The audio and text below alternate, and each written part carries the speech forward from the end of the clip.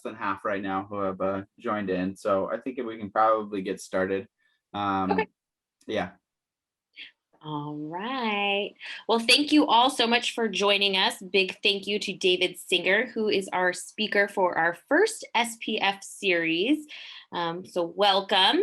One methodology for greater mindfulness. And again, if you haven't already, go ahead and click on the link in the chat and download the worksheet that we're going to be working through with David. I'm Chloe Thornton. I am the VP of City Centers with IIDA SoCal, one of two. I want to say a big thank you to all of our 2021 chapter sponsors at the patron level, the donor level, the friend level, as well as our design partners, AECOM, Gensler, HOK, Oculus, and Walcott. And an extra big shout out to Tangram for sponsoring this afternoon's event. Thank you so much for your continued support. And with that, I would like to introduce David Singer, Senior Managing Director at Risk Strategies Company. David's drive to make the world a better place is the reason he wrote 6 simple rules for better life. Like most people, David strives to make his life better. Unlike lots of people, he has learned to better his life in hundreds of ways while avoiding the stress, frustration, and guilt that can follow the failed attempts at making meaningful and lasting change via New Year's resolutions. We've all been there, looking at a largely unchanged list a year later. David wrote 6 simple rules for a better life to help other people make the kind of progress that he and others have made using the game plan and ideas presented in the book and in his speaking engagements. So I personally am very excited to hear about this. Without further ado, I will pass it over to David. Thank you, Chloe. Appreciate it. Thank you. Good to be here with everybody. About those worksheets, I'll explain what they're all about. If you know, I'm certainly somebody. I'm a bit of an obsessive in reduce, reuse, and recycle, but I do still use paper sometimes. And those worksheets are they're on the homepage of my website if you ever want them. Also, they're they're generally designed to be used in like with pen and and paper, but but I'll explain what they are, and you can make notes if you have them printed. You can make notes. You can just make notes electronically in some other way, but I'll explain the concept in a moment. Anyway, as per the introduction, so or on the Zoom link, actually, it talked about my background, and that is that I'm in the insurance business. Actually, my company is called Risk Strategies. We're a very, very large insurance broker, 15th largest in the country, and I actually ended up with you all today because of one of our many. We've about 20 areas of major focus, and one of them is design firms. We handle the insurance, liability insurance, and employee benefits for thousands and thousands of design firms across the country. And it was speaking for one of those design firm clients that a member of which brought me into asked to speak to you all. So here I am. Where I wrote the book, as to explain why I wrote the book, to help other people, etc. You don't. I think I may have mentioned to Chloe and Elliot when we met that unless you're a famous, and you're Stephen King or whatever, or you just somehow have some, you get really lucky. You don't write books to become, rich from writing books. And really my thing was to just help other people. And so in that same way, I love speaking with people because it's just more people who I can help in some way. And in our insurance business, health insurance, like I said, we do liability insurance, we do the health insurance for the employees, and wellness has become a thing, a buzzword in the health insurance world. Maybe you've experienced that with your employers. And so we do a lot of wellness related activities for our clients, our health insurance clients. And I ended up doing a lot of these kind of speaking sessions for a lot of them. That was actually, it was part of Wellness Week for my client HLW, who one of their team members who is part of IIDA, or at least maybe more than one, but the one who brought me here to all of you. So anyway, that's the background. And so, as was said in the introduction, New Year's resolutions are pretty famously, you know, um, people don't stick to New Year's resolutions. It's pretty well known. And the, and the thing is that if we were together in a room and I asked for show of hands or asked people to kind of shout out sample New Year's resolutions that people make, the people always say the same ones over and over again. And so they'll shout out a couple, and then I flip the slide, and the exact ones that they say are always on the, right there at the top of the next page. And it's, it's not really magic. It's because New Year's resolutions don't work. And so what happens is, I know what people are going to say are typical New Year's resolutions people make, because they make those same ones year after year after year, right? So I know the ones that are going to come up, and I know that if exercise, for example, is the New Year's resolution, it is for a lot of people, because if you go to a gym in January, other than not during COVID, but right, it's like this, and then if you go in February or March, maybe, it's like this. And if you decide that working out at home is a good option, and maybe for Christmas, you're like, this is going to be it next year, I'm working out, getting myself a treadmill, and, by the next summer, it kind of looks like this, right? So here's the thing. New Year's resolutions are the reason New Year's resolutions don't work, or a major reason, I should say, is because of willpower. And what I mean by that is, no personal criticism to anybody. I am the same as everybody else in this. We all have a limited amount of willpower. It has been studied, and we only have so much willpower. And if we make too many New Year's resolutions, which a lot of people do, or if we make New Year's resolutions that are too big, then we will not have the willpower to succeed, to have those New Year's resolutions actually happen for us. And so what I want to do is, I'm going to, so I wrote this book, 6 Simple Rules for a Better Life, and there's these 6 rules, and I'll talk about them, and I'll give some samples in each one. But if you walk out of this today and say, okay, well, that was interesting, those are some cool things, like, that's nice and that's great.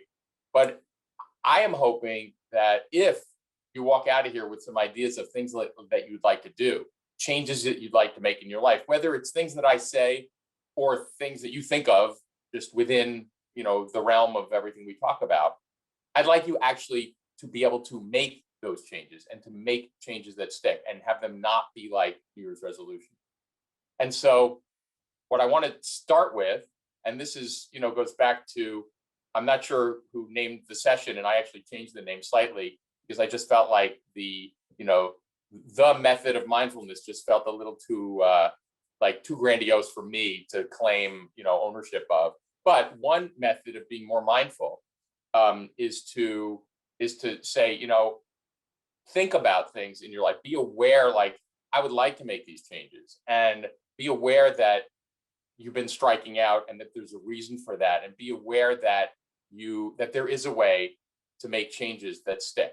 And so basically the simple thing is that it takes about 21 days to form a habit. And the reason that is so important is because when something becomes a habit, then it's automatic. You don't have to think about it. And therefore, it doesn't take willpower. And so the concept is to take your New Year's resolution and break them down into lots of small little pieces, and just work on just one at a time, for the 21 days it takes to make it a habit. And then what happens is, after you are able to adopt a habit, whether that's starting a new habit or stopping one that you want to break, and now it's automatic and it doesn't take willpower anymore, you can work on a second one then you can work on a third one, and you can work on a fourth one, as long as they're small enough. And if you find that you just can't make that habit in 21 days, there's a couple possible reasons. One is you didn't make it small enough, or maybe you weren't that committed to it, or maybe it's something that you don't do often enough. And I sort of, for me, that my kind of famous memory of not being able to make a habit in 21 days was when I wanted to use those reusable bags at supermarkets. And I got these reusable bags and I put them in the car, and then I would go in the supermarket and I would shop, and then I would get back to my car and I would be loading my trunk with the bags from the supermarket. And then I would see my reusable bag sitting there and I'd be like, okay, well, that didn't work. So then I put them in the back seat instead of the trunk, and that didn't work. So then I put them in the front seat, and finally there was enough times. But the thing is, it wasn't like I was going to the market every day for 21 days. And so it was a little harder to make it happen in 21 days. And I had to have some trick, in this case, putting it next to me on the front seat in order to help make that happen. And happily, I never forget now. So I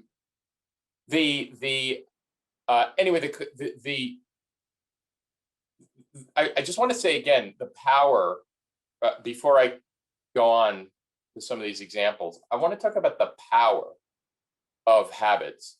And again, this idea of, this is where it does connect to like mindfulness, or really its opposite, which is mindlessness. And if you think about it, I'm sure you've had this experience in your life, or maybe you have, but I mean, let's just say every day, like me, you come to this corner on your way to work, and every day you make a right.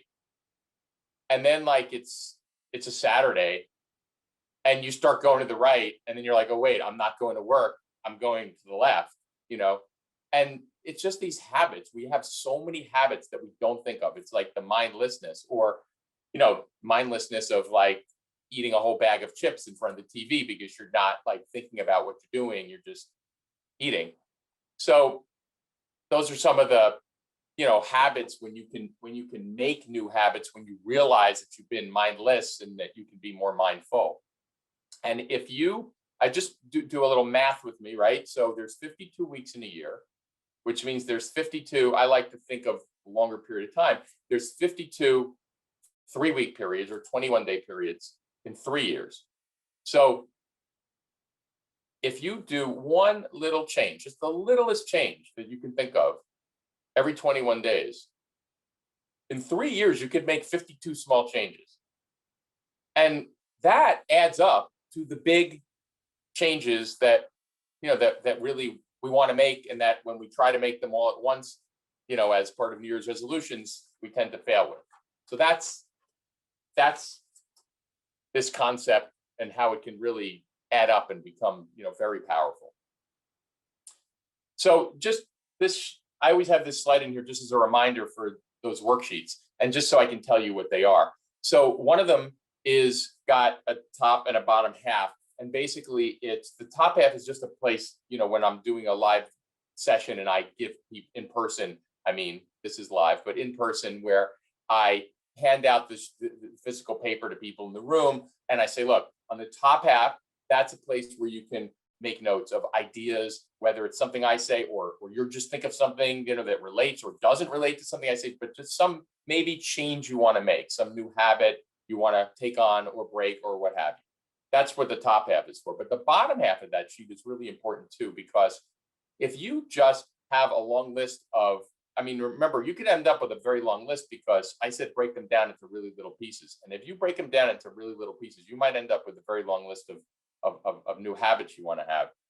And it's a real grind if you just have that list and you don't do one really important thing, which is at the bottom of that sheet, which is to celebrate your progress.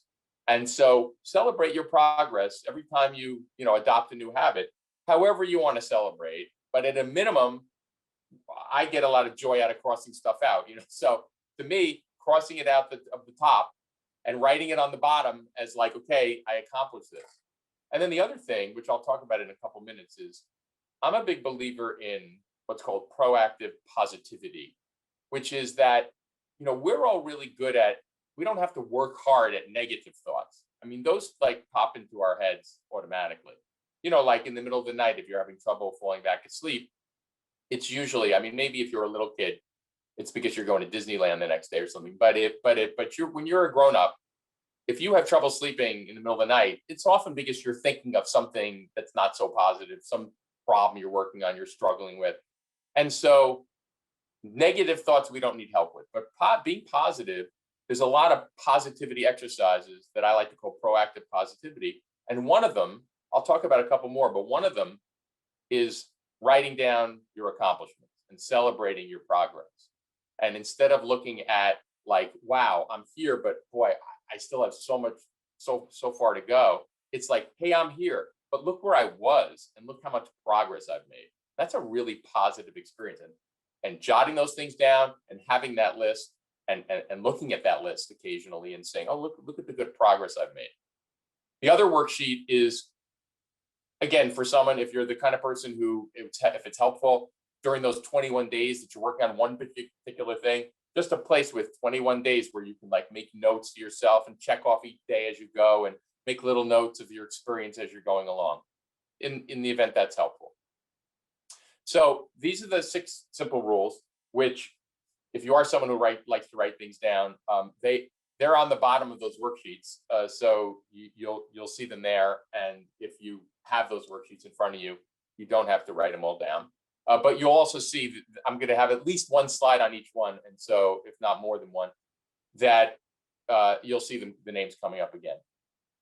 So the first one, be happy. So you can see why I chose her for being happy. So here's the thing. If you're driving along, and by the way, I live on the East Coast, and we have our own traffic issues, but I'm well aware of certain parts of California as well. But if you're driving along and someone does something dangerous, they cut you off or what have you, and it is really normal to be angry when it happens. But if like an hour later, you're still thinking about that jerk who cut you off on the road and about how you are, like, where's the police when you need him? And they should take away license of people like that. And you're telling people at work what happened and all that. I'm sure you've all heard of the power of positive thinking. And the thing is that what people don't talk about is there's such thing as the power of negative thinking. Basically, I mean, I mentioned before, laying awake in the middle of the night, you're thinking negative thoughts. That's one example. But if you have that immediate reaction of being unhappy when this thing happens on the road, that's normal. But if an hour later, you're still thinking about that and still angry, or maybe worse, you're into road rage or whatever else, that is the power of negative thinking. And if you are anything like I was back before I got better at this, I will tell you, it is so much healthier. It is so much better to let it go. Something happens, you get angry for a second, and then you're like, okay, just let it go. Another be happy suggestion is what I was talking about before about proactive positivity. And I talked about like having a list of achievements. Another activity that you can do is every Saturday, I make this just try to I think back on the prior week, and I just think about things that made me smile that week. And then another one that I'm sure you've heard of is gratitude. There's been so many articles, there's been TED Talks, all kinds of things, books written about how important gratitude is. And the thing is, if you are grateful and if you practice gratitude and if you have like a daily practice of stopping and thinking to yourself, like, what are some things I'm grateful for? In your life, in your personal life, with work, in the world. I mean, we had a huge big hurricane. It was called a superstorm, and I usually use that as an example. But I realized that during COVID, that COVID itself is a good example. And I mean, it's been like horrendous. Obviously, I mean, the people who have died is the worst. People who are sick is just horrendous. The way it's disrupted our lives, the way people have lost their jobs, there's so much negativity and horribleness. But if we're fortunate enough to either not gotten sick or had a mild case or got sick and recovered or whatever it is, there are so many things that we can be grateful for. I mean, I'm grateful for Zoom. And I get zoomed out like everybody else. Today, I was telling Elliot and Chloe before we signed on, I had a very Zoom heavy day, but then I had like an hour break before this, and that was really helpful to me because you need that break. But just some of the things that like I have these high school friends I've been friends with forever, and one of them suggested, before anyone even knew what Zoom was, because she actually had been using Zoom for years, she suggested, hey, why don't we all do like a Zoom thing? And then we've been doing it every week ever since then. And I know people do that. A lot of people do that, but she like intuitively knew, like, let's do that at the very, very beginning of the pandemic. So we literally have done it every Friday night for over a year. And these are my high school friends. And, I don't really care about saying how old I am, but, the most recent high school friend I met was 40 years ago. So the other ones go longer back than that. So anyway, gratitude, really important. And it also gives you perspective, because you can say, okay, there's COVID and this really sucks, but also, look how fortunate I am, because what I do have, I was lucky enough to be able to work from home, or whatever other, you can come up with a lot of things, I'm sure. And, I'm sure you've heard of first world problems. And, having gratitude is like the opposite of that, like this kind of thing. And so, again, gratitude as one of the proactive positivity suggestions. Another thing for being happy is loving your job. And, I don't know everyone on this call, or, what your situation is. And I do think that in your chosen careers, there's probably more happiness than in many others. Because I think people do pursue a passion in these kind of areas, but who knows? And I will say that, I just always like to say, we all work so many hours every day, every week, every year, our whole life. If you don't love what you do, then you should really examine that and figure out, think about, what is it that I'm passionate about? What is it that I could really enjoy more? Because it's just too much time. And I was just reading, I read a lot, and I was reading this, just finished a book this morning, that this guy was talking about how people he was telling this story about his cousin who decided to become a doctor, and 2 years into medical school, he was just thinking, like, maybe this isn't for me, but he adopted what was the mindset of what's called the sunk cost fallacy, which is like, oh, well, I've already invested that and I can't go backwards now. And so what he said was, in conclusion, what this guy said, and again, I'm making a long story short about the whole story about this cousin, but it's, what, giving up those 2 years is worth it for the next 40 years. I mean, it's just like, just think about that, so anyway, all right, let's move on to another one of the rules. So be nice. And what I always say to start talking about be nice is something that is connected to be happy. It's a good transition one, because it's really both a be happy and a be nice suggestion, and that is smiling. And so I just want you all to smile for a second. I only can see a couple of you, but here's the thing. When you smile, there are chemicals that get released to your brain, and there's nothing you can do about it. It just happens. And it's like it tricks your brain into thinking that you're happy, and you start feeling happier. It is a great trick. It is absolutely superb to, when you're stressed out, whatever, just pause for a moment, take a breath, whatever else helps you get more mindful, but back in the present moment, and smile. And it just helps. And I have on my calendar in my phone, and I move it every day to the next morning, it says smile. And, I used to have like a sticker on my computer that said smile. And then those things become like invisible. You have it there every day, and and then you stop looking at it. But on my calendar, I don't have it as a repeating entry. I have it as, I move it one day to the next on my calendar in the morning. I just look at it and I just stop, and I'm like, it's kind of a gratitude thing too. I smile and I think about like, some things I'm grateful for. It's a good way to start the day. But the other thing is, when you smile at someone else, usually they smile back. And so think about it. If smiling sort of almost makes you happy just by smiling, you're actually being nice. So that's why I like to start that as a segue from be happy to be nice. The other thing I'll talk about for be nice is, so there's this story of one night in the Atlantic Ocean, or we can switch to the Pacific today, but one night we're in the Atlantic Ocean, and there's one of these big, Navy ships is cruising along, and the radio operator, they see a light in the distance. And so the radio operator says, this is the USS Montana, please divert your course 15 degrees to the south.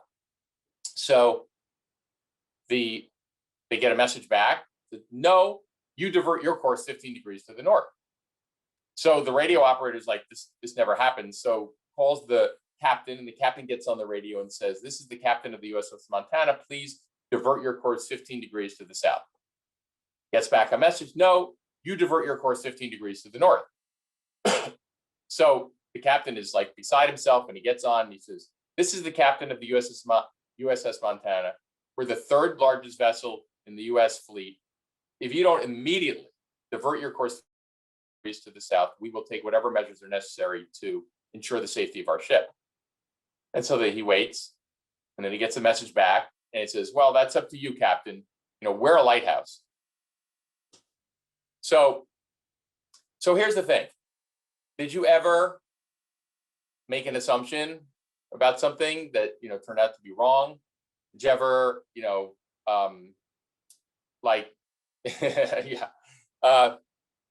jump to conclusions about something? The habit here, the good habit here is, if you can try, and it's really hard to always do this, but try to seek first to understand, to just find out what it is that other person, let's just say that you before jumping to conclusions, before making assumptions, or at least before reacting, pausing and saying, okay, all right, I'm already jumping to some conclusions here, start noticing it, start being mindful of, pause and say, okay, let me seek to understand. Let me really try to understand what this person is getting at here before I jump down their throat or what have you. So that's a be nice suggestion. Be a leader. So a couple things here. One is that when I talk about being a leader, I talk about I'm not talking about being the president of a country, or I'm not talking about being the CEO of a company. I'm talking about stuff like volunteering. And when I talk about volunteering, I'm not talking about just what this looks like, volunteering for some community project or something like that, charitable type of endeavor, but, volunteering at work, volunteering at home. And so to me, that's being a leader. I also think things like reduce and reuse and recycle, not to preach, but that's being a leader, like doing those things.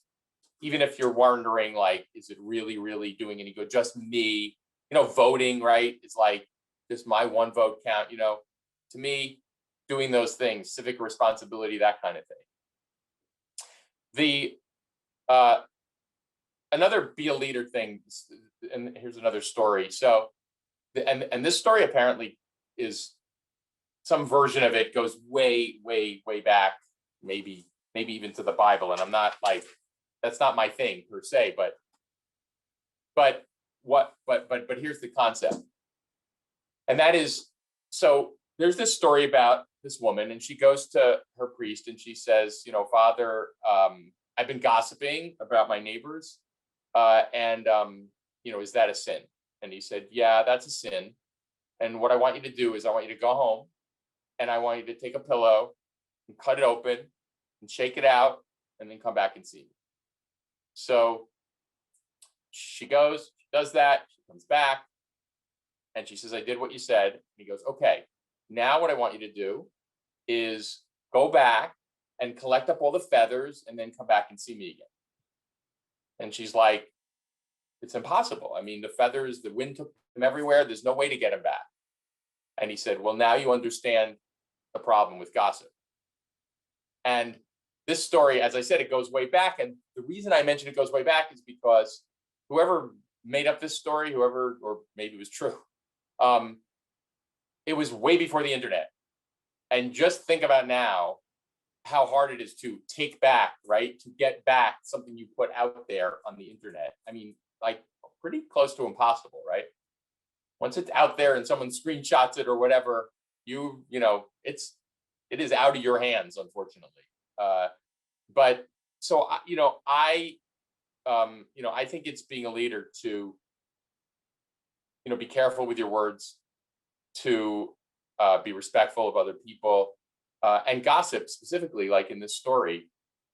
I like to say no to gossip. And what I mean by that is, like if someone at work, back when we used to actually see people in person, if someone comes up to you and says, hey, did you hear what happened to so-and-so? And, and you're like, what the best answer to that is? It's like, I don't want to hear it,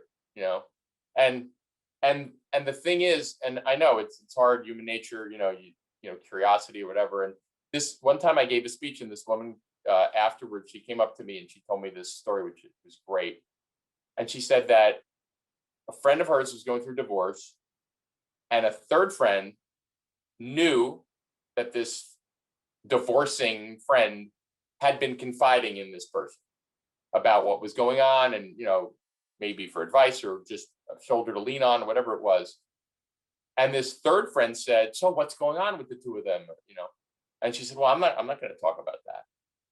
And she said, oh, come on, you can tell me. I'm not going to tell anyone. Like, no, I'm not going to talk about it. Just come on, you can trust me. And she says, oh my God, you're wearing me down. She's like, can you keep a secret? And this person's like, yeah. She goes, so can I. Anyway, thought that was a good one. So let's move on to the fourth rule: be organized. So, I mentioned before, I do still write things down on paper often, but I also have a very significant use of computers. Electronic devices of all sorts, my phone, my notes that all used to be, I used to have a million Post-it notes all over the place in paper and all kinds of stuff. And now it's a million notes in the notes part of my iPhone, and a million documents on my computer and all kinds of things like that. Anyway, I write stuff down. I write down my to-do list. I write down, my calendar. It's just, if it wasn't for my calendar, I would never know where I'm supposed to be, when I'm supposed to be there. There's no way I could remember. And, I just had this experience this weekend with my brother-in-law. It was something, I saw him, it was a Sunday afternoon. It was like 4:30 in the afternoon. I was visiting him in his backyard. We were distantly talking to each other. And I forget what we were talking about, but we were talking about something. And he goes, oh my God, I totally forgot to do such and such today. And it was too late. He was now not going to be able to do it. And it was really important. And I just thought, I did not say this to him, but I thought to myself, that just won't happen to me. Because I would have put it on my calendar, and I would have set an alarm on my phone to remind me to do this thing on a Sunday afternoon. It had to be done by 4:00. And, I'm not perfect. Nobody is, but I have far fewer mistakes. Like, for example, it rarely, if ever, happens to me anymore that I go to the CVS or the Walgreens or the supermarket and come home and say, oops, I forgot to get such and such, because I write it down. Again, I used to write it down like on a piece of paper. Sometimes I still do, but mostly I'll create a note in my phone just with a list of my stuff for the supermarket, and I'll actually like delete the items as I'm like grabbing them off the shelf. And so I'm a huge fan of writing stuff down. Very, very important. The Another thing for being organized, I want to talk about is, I want you to think about this. So, and I'll talk about exercise. I already mentioned it once early on, and I'll talk about it a couple more times. And that is that if someone had like exercise, get in shape, whatever you want to call it, as part of their New Year's resolutions, or any time during the year, had a plan to, to make an exercise habit, and they told you about it, and then a few months later you saw them, you say, how's it going with that exercise habit? And they say, often they say, no, I haven't been doing it. And then if you say why, and then you don't almost have to say why, but you kind of know they're going to go, oh, I haven't had the time. But I challenge you to change your thinking, and that is to be able to say to yourself, if not other people, but at least to say to yourself, if you don't do the exercise, it's like, not, oh, I didn't have the time, is I didn't make the time. And I understand we are all really busy, homes, families, community obligations, work, obviously being a huge one. We're all super busy, but if something is important to you, if you decide that it is important, you got to make the time for it. And so I'll explain more about that as I'll give another example when we get into the be healthy. But I want you to think about that wording of making the time. Another thing to think about and this is like a wording kind of a thing, it's a saying that I really like.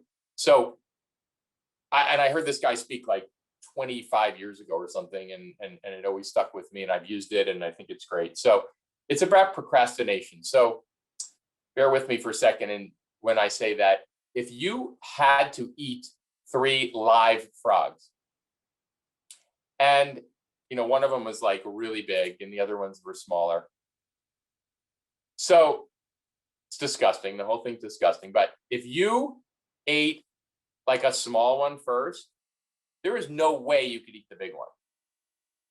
But if you ate, it's gross, whatever. But if you ate the big one, then the little one would be easy. So here's the concept. Okay. All these years later, I never think about frogs, but I always think about this statement of eating the big frog first. And I think those words, it doesn't even make me think of a frog.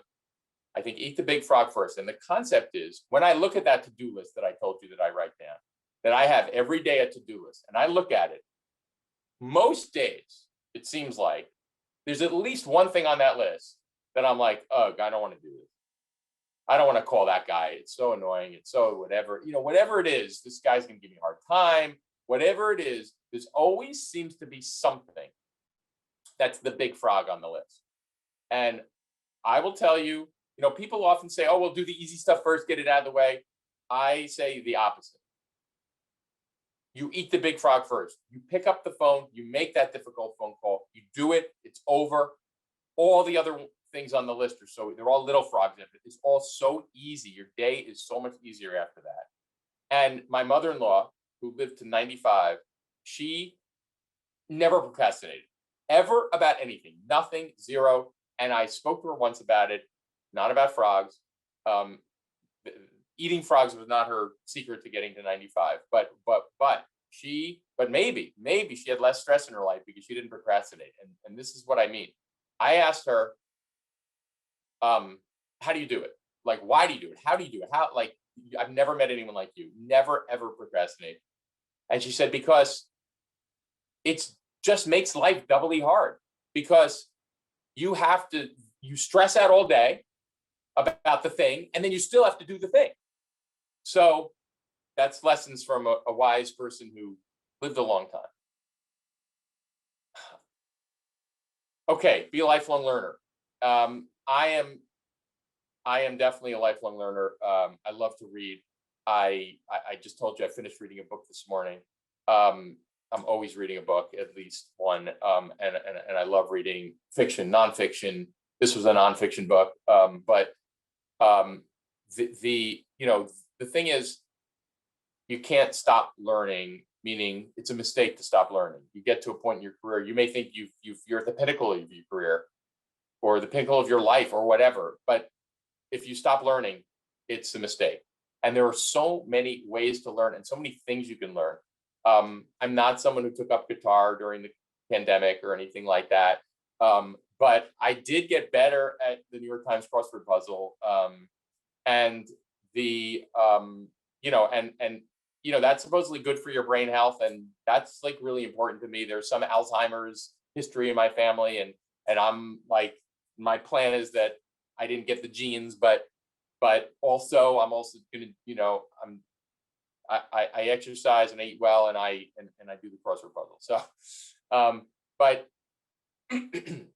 but learning, I mean, whether it's trade journals, magazines for fun, blogs, podcasts. I only discovered podcasts about 5 or 6 years ago. My son sent me one episode to listen to that he thought I'd be interested in, and now I listen to too many podcasts, but it's so great. I mean, I've learned so much from podcasts. They really also help keep me a little bit sane, a little bit during like the last 4 years, which of he who shall not be named. But the being a lifelong learner is really it's connected to so many other things, and I'll mention that in a second, even about being healthy. So being healthy, let's talk about that for a minute. Exercise.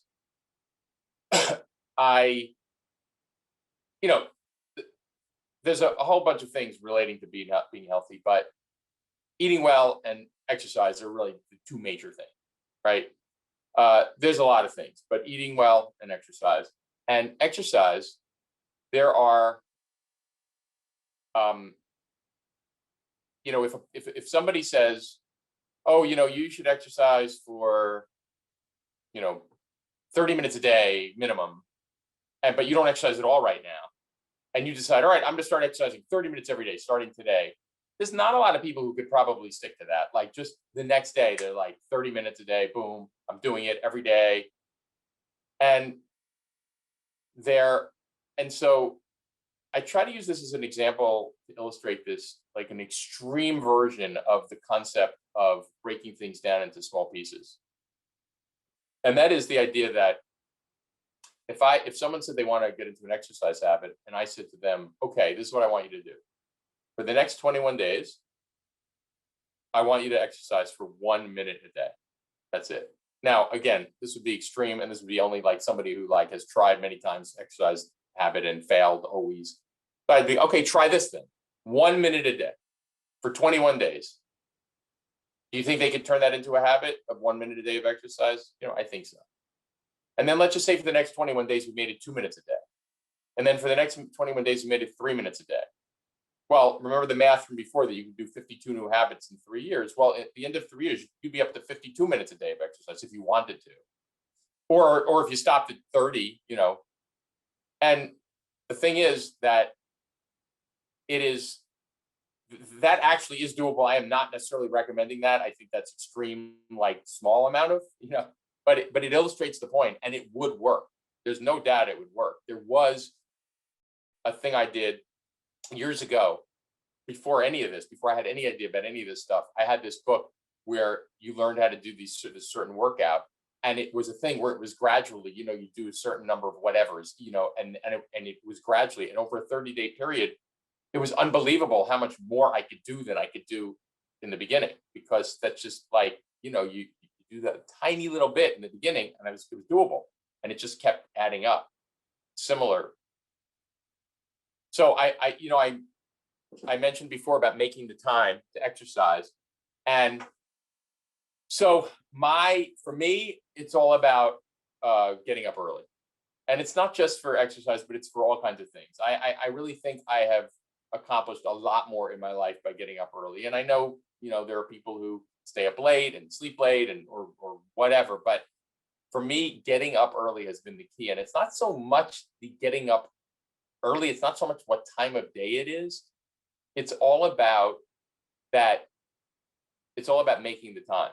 So for example, if I know I have to leave the house, again, back when I used to leave the house, if I have to leave the house at 7:30, and I know that that in order to do that, I have to wake up at 6:30 and I want to fit in 30 minutes of exercise, then I'll wake up at 6 instead of 6:30.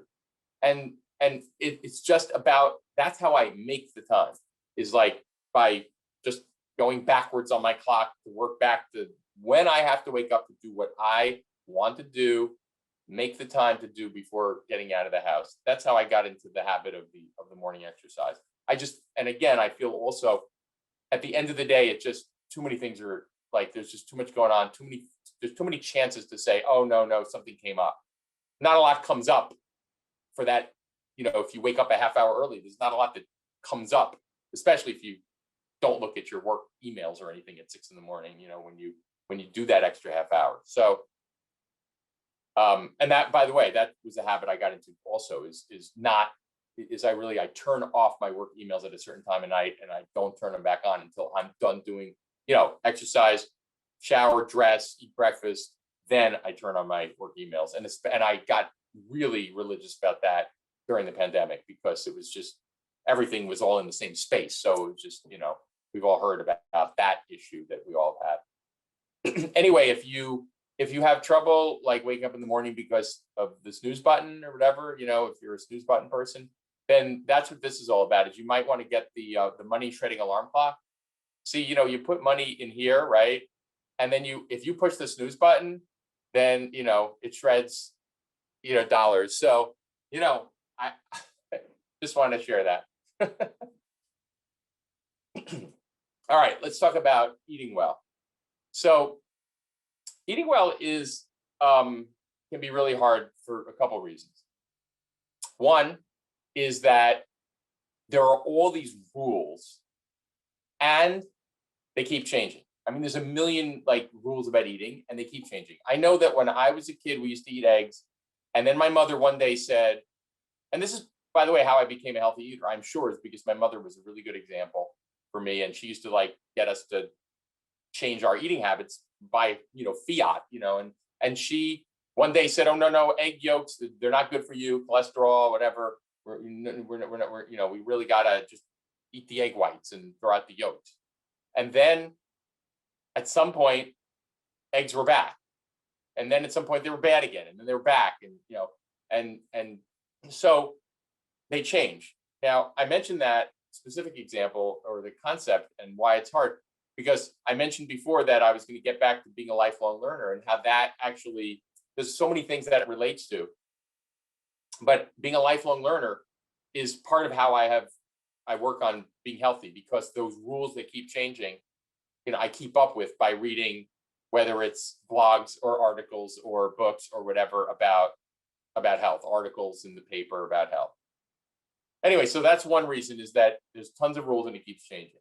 Another reason it's hard is because cheaper food, I should say crappier food, tends to cost less. And another reason is because stuff that's really not good for you often tastes really good. Fried foods, sugar, basically. I mean, they're good. I will say I haven't lost my taste for sugar, basically. But I've largely lost my taste for fried foods, which I almost never eat. It kind of grosses me out. But sugar, I could still very quickly, jump on that. And the thing is, though, I mean, I eat a lot of sugar, fruit. I eat an apple every day, and not because an apple a day keeps the doctor away, but I mean, I love apples. They're delicious, and I do, and oranges and berries during breakfast usually. Anyway, so a couple thoughts about eating well and habits, right? Again, you could come up with, because I said there's so many rules, you could come up with for the next 3 years, 52 changes to your eating habits. And that's actually what I did in my book in the eating section, is I made 52 suggestions. The book is a few years old now, and I haven't looked recently to see if there are any things I would change, like I said, rules that change. But most of them, almost all of them, I think are still pretty good. But the one I always talk about when I'm speaking, and I don't know about this group, but if any of you are still drinking soda, then I would say for the next 21 days, if you could go cold turkey on soda, I strongly recommend it. Soda is poison, basically. It is regular soda, just sugar, which is poison, and diet soda is not good for you either. And so the feel strongly about that. The and I just want to give you this example about soda, and you talk about the milk example for 1 second. So I'll talk about milk first. I talked about my mother and how when we were kids, she would change the rules. I mean, the cereal we used to eat when we were little was junk, but we loved it. And then she started cutting it out because she had read some article somewhere that said, artificial colors, artificial flavors, preservatives, and she started taking those things out of our diet. But the other thing she did was we were drinking whole milk. And one day she brought home skim milk. And she said, oh, we're switching to this thing called skim milk. We're going to drink that from now on. And we tasted it and we all spit it out because it was sour compared to whole milk. It tasted disgusting. And so what she did was she brought home 2% milk. And then after we got used to the 2%, we went to 1%. And after 1%, we went to skim milk. And then we were drinking skim milk and it was perfectly fine. But that drastic change was whatever. But the point is, that was one of those, she probably did it for about 21 days, each of those steps, I'm guessing. Now, again, rules that change. I think skim milk may still be a good choice, but I think that yogurt, they say, the whole fat yogurt is actually not bad for you. And so I switched from no fat to whole fat of yogurt because again, fat was bad for you. Now fat's and especially they say good for your brain. But anyway, I want to tie that back with the seltzer for a second and the soda. And that is that if you're just really addicted to soda and you just need that fizz or whatever, and you think that seltzer is just tasteless. So take a half a cup of orange juice and half a cup of seltzer. And it's a lot of sugar from the orange juice. But do that for 21 days. And then do a quarter cup of OJ and 3/4 cup of seltzer. And then you can work your way to this just flavored seltzer. So just in pieces, right? And then one more thing is just the idea that having little tricks to make things easier. So for example, if you do have, we'll call it junk food for lack of a better term, if you have it in your house, keeping it way high on the top shelf, just for the mindfulness of having to really think before you grab it is a trick to consider. Another thing is to sleep in the next day's clean exercise clothes, basically a t-shirt and shorts, and put your sneakers by your bed and literally get out of bed and put your sneakers on. Just as a way to, just a couple other tricks for helping you get into these habits. The last thing I want to talk about is stress just for a minute. I am not an expert on stress, but I will say this, that we all know that, there's good stress and bad stress, and stress is part of our lives, and you can't get rid of all of it. Like I said, there's some good stress, but I would say for sure that if you practice a lot of the things we talked about in the be happy area, and if you exercise, those are two things that will help you greatly reduce your stress. And then the third one is to be organized, because probably the opposite is the best way to say it. Being disorganized is extremely stressful. And so if you just take those, be organized, be healthy, and be happy, if you just take those three, that will help with stress. And just in closing, changes are, whatever you've ever said to yourself, whatever anyone has said to you, you can make changes that stick. And I wish you the best at it. And if you ever want to connect with me, I'm on LinkedIn, and you should be able. There's probably a lot of David Singers on LinkedIn, but you'll figure out which one is me. Risk strategy. You do David Singer risk strategies LinkedIn, that'll probably do it. Or 6 Simple Rules maybe. But my website, et cetera, et cetera. So thank you all. Good to be with you, and be well. Thank you. That was amazing, David. I took lots of notes. pen and paper here. And I hope there was a bunch of chats going. Everybody was in agreement on a lot of the things you said. So I think it was all very helpful and very timely. So we really appreciate you being here with us today. My pleasure. A couple housekeeping notes. On the screen now, you guys see all of our upcoming IIDA events. These are all virtual, so they are chapter wide. We have a couple more SPF series, number 2 and 3 in the next couple weeks. We have the recipe for design featuring a project in OC, and the advocacy CEU and terrarium making, virtual flyby product flyby for the San Diego chapter, and SPF Series 4 on the 28th of April, and number 5 is on May 12th. So if you guys have any questions about those, you know who to contact, and they will all be up on the website shortly. Awesome. Once again, thank you very much, David. That was very insightful. I loved 21 days. Doesn't seem that hard. Excellent, excellent. Well, real pleasure to be with all of you, and thank you all for setting it up, and stay well. Awesome. Thank you, guys. Thanks, guys, everyone. Have a great day.